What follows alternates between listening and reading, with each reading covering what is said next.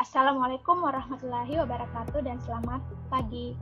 Kembali lagi bersama Mem Vira dalam mata pelajaran Fisika kelas 8. Sebelum kita mulai aktivitas pembelajaran hari ini, marilah kita berdoa bersama agar materi yang akan kita pelajari nantinya mudah untuk dipahami. Berdoa dimulai. Berdoa selesai. Ya, jadi materi pertama semester ganjil untuk kelas 8 kita akan membahas mengenai gerak benda. Tapi sebelum kita mulai, mengharapkan kalian sudah siapkan alat tulis menulis beserta dengan buku catatan kalian. Tujuan pembelajaran kita yang pertama yaitu kalian nanti diharapkan dapat mendeskripsikan konsep dari gerak, kemudian dapat menjelaskan perbedaan antara jarak dan perpindahan, serta perbedaan antara kelajuan dan kecepatan. Dan yang ketiga adalah kalian dapat menghitung besarnya jarak, perpindahan, kelajuan, dan kecepatan pada beberapa contoh kasus gerak. Oke, langsung saja kita ke materi pertama mengenai konsep gerak.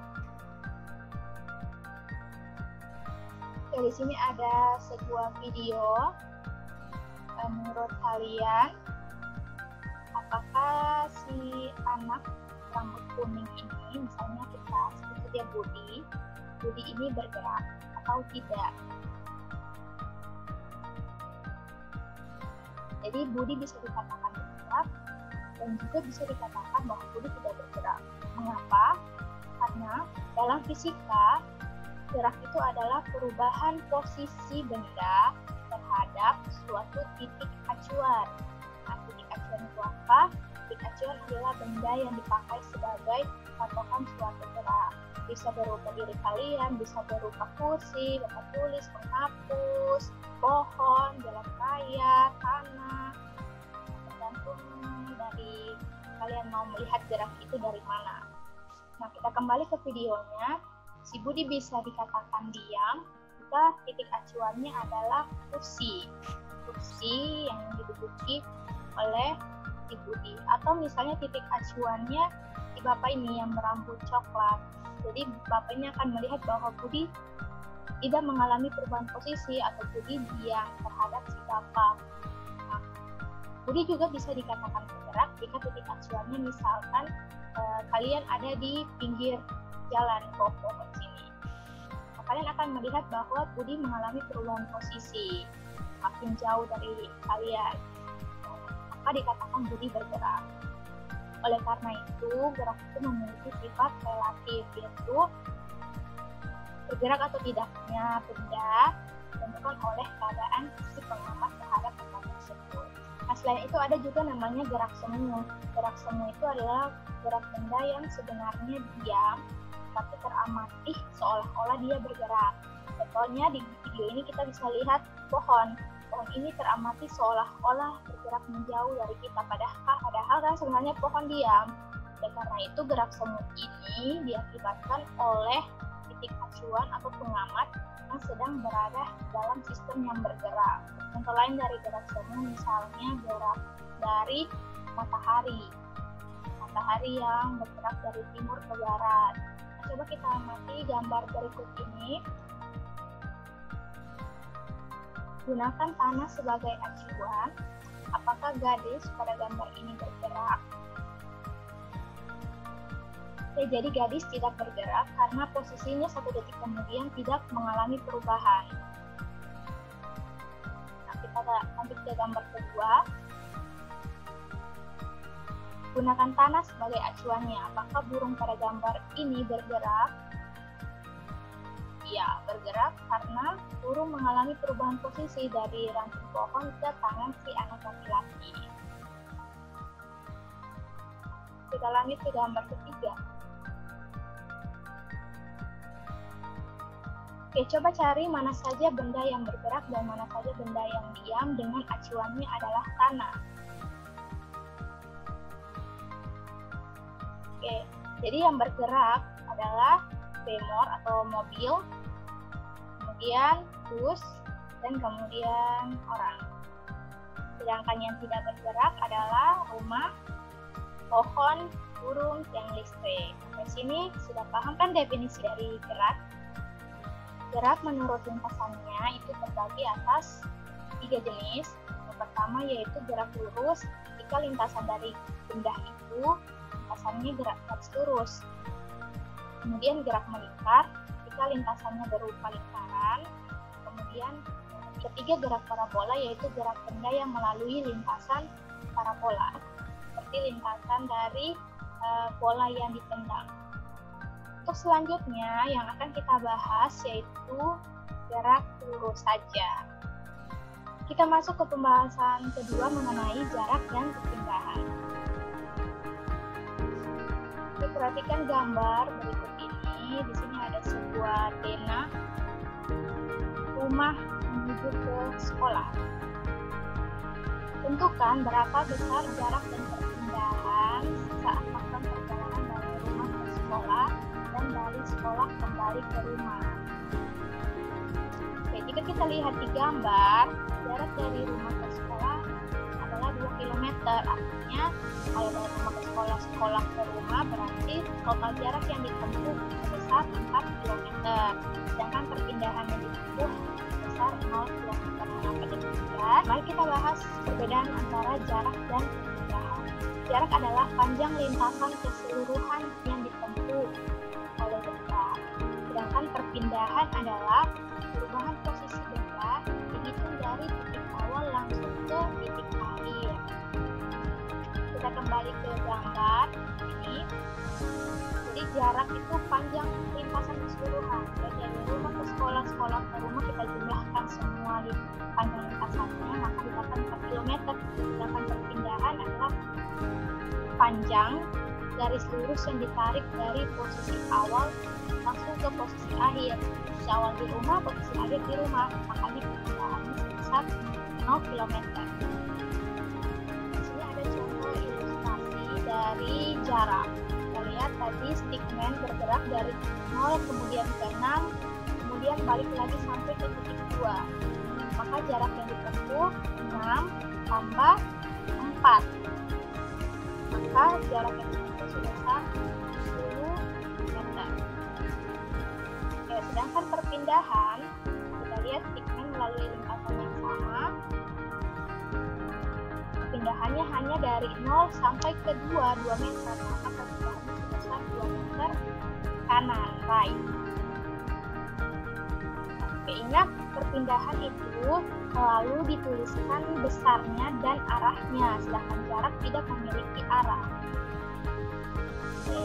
Kemudian arah perpindahannya ditentukan dari titik awal ke akhir. Titik awalnya 0, titik akhirnya 2. 2 itu berada di sebelah kanan. Kita langsung saja ke contoh soal. Ada seekor kelinci mula-mula berada di posisi 0, kemudian bergerak sepanjang 7 meter ke kanan, kemudian 9 meter ke kiri. Tentukan jarak dan perpindahan yang ditempuh kelinci.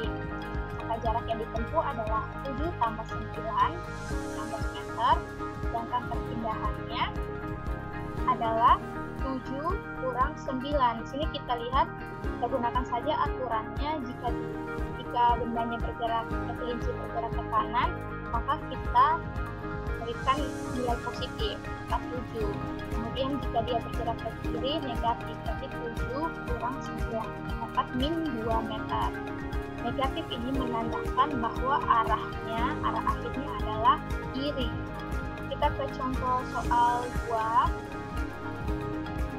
Atau berjalan ke utara 30 meter, di posisi awal dia bergerak ke utara 30, kemudian ke barat 20, ke selatan 20, dan akhirnya 20 lagi ke timur. Maka jarak yang ditempuh adalah 30 tambah 20 tambah 20 tambah 20 tambah 10 meter. Dan perpindahannya besarnya adalah 10 meter. Dari mana 10 meter? Nah, ini panjangnya adalah 30 meter. Kemudian dia bergerak balik lagi ke selatan 20, berarti sisanya adalah 10 meter. Maka perpindahan aku adalah 10 meter ke utara. Contoh soal 3. Seorang anak berjalan ke barat 4 meter, kemudian ke utara 3 meter. Tentukan jarak dan perpindahan anak. Oke, ke barat, kemudian ke utara 3. maka jarak yang ditempuh adalah 7 meter, sedangkan perpindahannya kita lihat titik awalnya di sini dan titik akhirnya di sini. Maka untuk menentukan perpindahan yang berbentuk garis miring dari sebuah tiga siku-siku, kita kembali ke matematika mengenai teorema Pythagoras. Nah, misalnya garis miring adalah C kuadrat sama dengan A kuadrat tambah B kuadrat. Maka kita masukkan nilainya, A-nya adalah 3, B-nya 4. 3 kuadrat tambah 4 kuadrat sama dengan 9 tambah 16 berarti 25. Maka nilai dari C adalah akar dari 25. Akar 25 adalah 5. Maka besarnya perpindahan anak tersebut adalah 5 meter ke barat laut. Jadi arahnya ini ke arah barat laut. Kita lanjut ke submateri ketiga mengenai kelajuan dan kecepatan. Kalian pasti pernah mengamati jarum di motor atau di mobil kalian yang seperti ini. Nah, kira-kira angka yang ditunjukkan oleh alat ini menunjukkan kecepatan atau kelajuan. Ya, memang dalam kehidupan sehari-hari dua besaran ini biasanya dianggap sama saja. Tapi sebenarnya secara konsep fisika kedua besaran ini berbeda. Perbedaannya ialah kelajuan rata-rata atau disingkat dengan kelajuan itu menyatakan besarnya jarak, total jarak yang ditempuh tiap satuan waktu tanpa memperdulikan arah dari gerak. Nah, ini rumusnya V atau kelajuan itu sama dengan jarak per waktu atau S per T. Dan jika jaraknya banyak, kita jumlahkan semua dulu jaraknya dibagi dengan waktu yang diperlukan tiap-tiap jaraknya. Itu disimbolkan dengan V bar atau kelajuan rata-rata. Sedangkan kecepatan rata-rata atau disingkat dengan kecepatan itu menyatakan besarnya perpindahan tiap satuan waktu, dan jangan lupa untuk perhatikan arah dari geraknya. Nah, rumus dari kecepatan atau V sama dengan perpindahan per waktu tempuh atau delta S per T. Delta S itu jarak akhir kurang jarak awal perpindahan. Ingat yang subbab kedua. Nah, lihat bahwa satuan dari kecepatan rata-rata dan kelajuan rata-rata itu sama saja, meter per second. Yang membedakan hanya dari segi besarnya. Kalau kelajuan itu jarak per waktu, kalau kecepatan itu perpindahan per waktu. Nah, alat yang digunakan untuk mengetahui besarnya kelajuan adalah speedometer. Sedangkan alat untuk mengetahui besarnya kecepatan itu disebut dengan velocitometer. Velocitometer ini adalah jenis speedometer linear yang memiliki nilai negatif. Negatif ini akan menunjukkan arahnya. Kita kembali lagi ke ilustrasi oleh Stickman. Jadi di video sebelumnya kita ketahui bahwa jarak yang ditempuh atau distance yang ditempuh Stickman itu sebesar 10 meter. Dan diketahui bahwa waktu tempuhnya adalah 4,4 detik. Maka kelajuan atau speed besarnya adalah 2,27 meter per second, jarak per waktunya.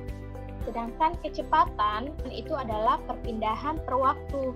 Kita hitung displacement-nya atau perpindahannya itu sebesar 2 meter ke kanan dan waktu tempuhnya adalah 4,4 detik. Maka velocity-nya atau kecepatannya itu sebesar perpindahan per waktu 2 dibagi 4,4 yaitu 0,45 meter per second kanan. Jadi jangan lupa arahnya. Kelajuan itu selalu nilainya positif, sedangkan kecepatan dapat bernilai negatif tergantung dari arahnya. Jadi jangan lupa arah. Jarak dan kelajuan adalah besaran skalar, sedangkan perpindahan kecepatan adalah besaran vektor. Kita ketahui bahwa besaran skalar adalah besaran yang hanya memiliki nilai, sedangkan besaran vektor selain memiliki nilai juga memiliki arah. Kita langsung ke contoh soalnya saja.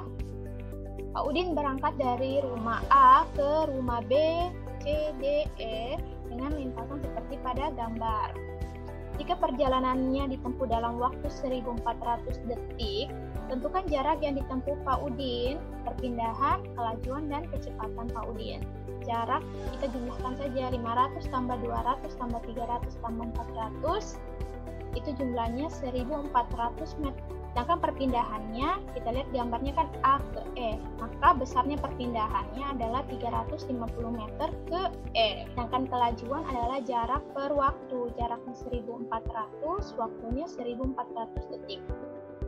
Maka kelajuannya 1 meter per second, sedangkan kecepatan perpindahan per waktu 350 bagi 1400 didapatlah 0,25 meter per second ke E. Jangan lupa arah. Kita ke contoh soal kedua, sebuah benda bergerak ke timur 100 meter, kemudian kembali ke barat sejauh 50 meter, tentukan kelajuan rata-rata dan kecepatan rata-rata. Nah, jaraknya adalah 100 tambah 50, 150 meter, sedangkan perpindahannya titik awal ke titik akhir, panjangnya 100 kurang 50 meter ke timur. Sedangkan kelajuannya jarak per waktu 150 bagi 25 detik, 6 meter per second, sedangkan kecepatannya 50 bagi 25, 2 meter per second ke timur. Contoh soal ketiga, Pak Budi mengendarai motor dengan jarak tempuh 4 menit pertama 6 km, 6 menit kedua 12 km, 20 menit ketiga 22 km, tentukan kelajuan rata-rata dalam kilometer per jam. Kelajuan rata-rata adalah jarak total per waktu tempuh.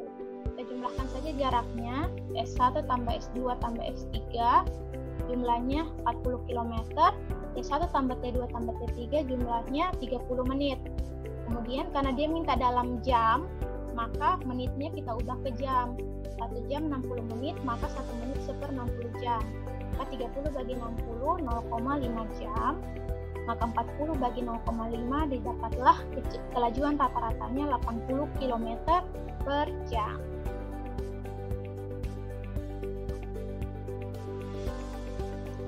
Ya, jadi sampai sini saja pembahasan kita untuk pertemuan kali ini. Untuk mengetahui apakah kalian sudah paham atau belum, silakan kalian kerjakan latihan soal yang telah tersedia pada lembar kerja di e-learning SMP Al-Azhar Mandiri. Oke, sampai jumpa di pertemuan selanjutnya. Wassalamualaikum warahmatullahi wabarakatuh.